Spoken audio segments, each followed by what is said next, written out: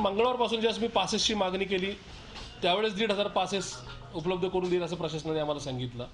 मंगळवार, बुधवार, गुरुवार 3 दिवस मी सातत्याने पासेसची मागणी करतोय, ती पासेस आले नाही। हेच पासेस हे या शहरामध्ये विविध राजकीय पक्षाचे पदाधिकारी, एका विशिष्ट पक्षाचे पदाधिकारी हे पासेस सर्वसामान्य कुणालाही देत आहेत आणि इकडे महापौर म्हणून हा कार्यक्रम पुणे महानगरपालिका या संदर्भातली सगळी कामाची जबाबदारी घेत असताना महापौर म्हणून माझ्यावर संशय व्यक्त केला जातोय आणि मला पासेस उपलब्ध करून दिले जात नाही, ही चुकीची बाब आहे। माननीय महापौरांचं त्या ठिकाणी निमंत्रण पत्रिकेमध्ये नाव नाही।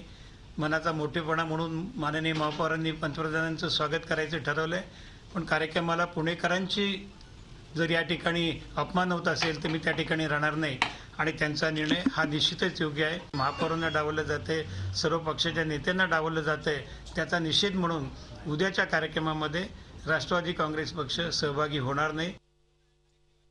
आणि या संदर्भात आपण आणखी सविस्तर माहिती जाणून घेऊया। आमचे प्रतिनिधी अरुण मेहत्रे सध्या आपल्या बरोबर पुण्यामधून उपस्थित आहेत। अरुण, आपण बघतोय की पुणेकरांचा जर अपमान होत असेल तर या कार्यक्रमाला आम्ही हजर राहणार नाही असं आता अंकुश काकडे यांनी सांगितलं। पुण्याचे महापौर सुद्धा नाराज आहेत आणि त्यात आता भर पडली आहे ती शिवसेनेची। मनोगत मधून जे काही भांडाऱ्यांनी लिखाण केले त्यानंतर शिवसेना सुद्धा नाराज असल्याचं कळतंय। एकंदरीतच पुण्यामधले सर्वच पक्ष आता या कार्यक्रमावर नाराज आहेत, उद्या येणार नाहीयेत, काय कळतंय?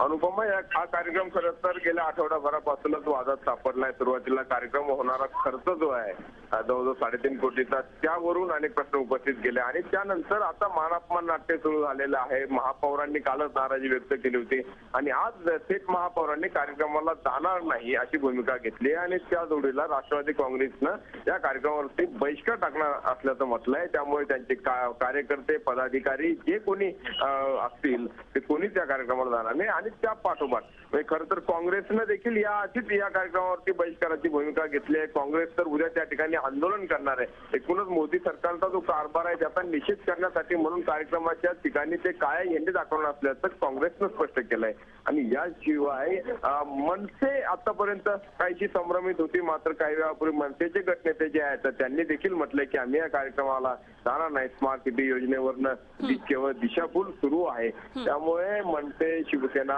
राष्ट्रवादी काँग्रेस आणि काँग्रेस म्हणजे सगळेच प्रमुख पक्ष या कार्यक्रमावरती जनता बहिष्कार आहे आणि राजकारण तापलंय, आरोप प्रत्यारोप होत आहेत आणि जसं आता म्हटलं की मानापमान असं सगळं राजकारण हे सुरू झालेलं आहे। अगदी, आणि या सगळ्या पार्श्वभूमीवर आता हा उद्याचा कार्यक्रम कसा होणार याकडे अर्थातच सगळ्यांचं लक्ष असणार आहे। धन्यवाद अरुण, दिलेल्या सगळ्या सविस्तर माहितीविषयी। अरुण मेहत्रे आमचे प्रतिनिधी आपल्या बरोबर पुण्यामधून होते। तर महापौर फक्त विमानतळावर हजर राहणार आहेत, पुढच्या कार्यक्रमासाठी नसणार आहेत। मात्र एवढंच नव्हे तर कुठलाही पुण्यातला इतर पक्ष, भाजप व्यतिरिक्त कुठलाही पक्ष या कार्यक्रमासाठी जाणार नसल्याचंच कळतंय। झी 24 तास रहा एक पाऊल पुढे।